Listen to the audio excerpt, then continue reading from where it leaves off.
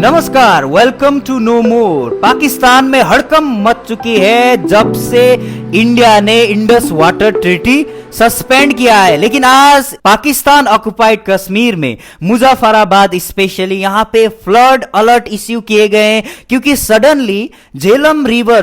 River है उसके ऊपर वाटर का लेवल राइज हुआ दिखाई दिया और ऐसे एलेज करने लगे पाकिस्तान और पाकिस्तान की मीडिया की सडनली इंडिया ने वाटर बॉम्ब छोड़ दिया है पाकिस्तान तबाही करने के लिए, इसीलिए इंडिया ने वाटर बॉम्ब का इस्तेमाल किया है, कहना है पाकिस्तान मीडिया और लोकल्स का। एग्जैक्टली जानते हैं, यहां पे वीडियो देख सकते हो आप, जहां पे दिखाई दे रहा है कि भाई झेलम रिवर के ऊपर जो पानी है वो तेजी से बह रहा है और साथ ही साथ it looks like muddy as well, mud के साथ आगे जा रहा है और दे आर क्लेमिंग कि भाई यहां पे ऐसा राइज कभी हुआ नहीं था। तो डिस्कस करते हैं और जानते हैं कि इंडस वाटर ट्रीटी इतना इंपॉर्टेंट क्यों था पाकिस्तान के लिए और साथ ही साथ इंडिया के लिए, अब ये बेनिफिशियल कैसे होगा और इंडस रिवर के ऊपर जो ट्रिब्यूटरीज है और स्पेशली झेलम के ऊपर जो डैम है इसमें इंडिया कैसे फायदा उठा सकता है, इसके बारे में मैं आपको डिटेल में समझाऊंगा। वीडियो एंड तक देखना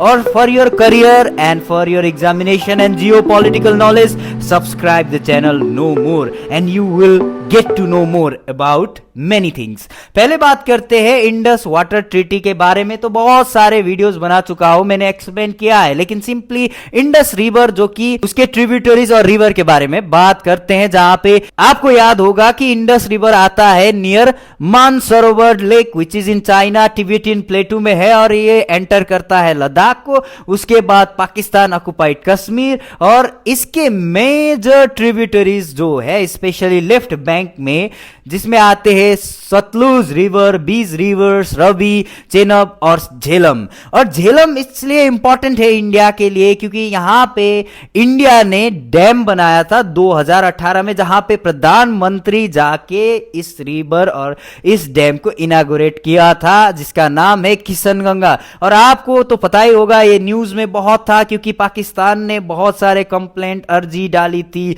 बताया था वर्ल्ड बैंक को कि भाई ये जो किशनगंगा प्रोजेक्ट है इसकी वजह से पाकिस्तान को प्रॉब्लम आएगी। तो स्पेशली यहां पे क्या है, इस डैम में हम वाटर को स्टोर कर सकते हैं ताकि इरिगेशन या अदर इलेक्ट्रिसिटी प्रोड्यूस करने के लिए अबाउट 330 मेगावाट तक इलेक्ट्रिसिटी हम प्रोड्यूस कर सकते हैं और इस डैम के थ्रू हम वाटर को रिजर्व भी करते हैं। तो आज के हिसाब से ये डैम इसलिए बहुत इंपॉर्टेंट है इंडिया को क्योंकि अब इंडिया को कोई डेटा शेयरिंग करना नहीं पड़ेगा, क्योंकि ये जो ट्रीटी था इसके अंडर डेटा भी शेयर होता था कि फ्लड कितनी आ रही है, पानी कितना छोड़ रहे हैं, ये सब अब नहीं करना है। सीधा किसी भी टाइम पानी छोड़ दो जब मन करे। अगर पानी रोकना हो तो किसी भी टाइम जितना चाहे उतना रोक सकते हैं, क्योंकि ये अब ट्रीटी नल एंड वॉइड है, सिंपली सस्पेंड है। और इसी के चलते पाकिस्तान को पहले तो समझ में नहीं आया, लेकिन अब समझ में आ चुका है and they are in panic mode, क्योंकि एनी टाइम यहां पे इंडिया कंस्ट्रक्ट कर सकता है डैम। अब एनी टाइम यहां पे कोई रेस्ट्रिक्शन नहीं होगी, पाकिस्तान को बताने की कोई जरूरत नहीं होगी।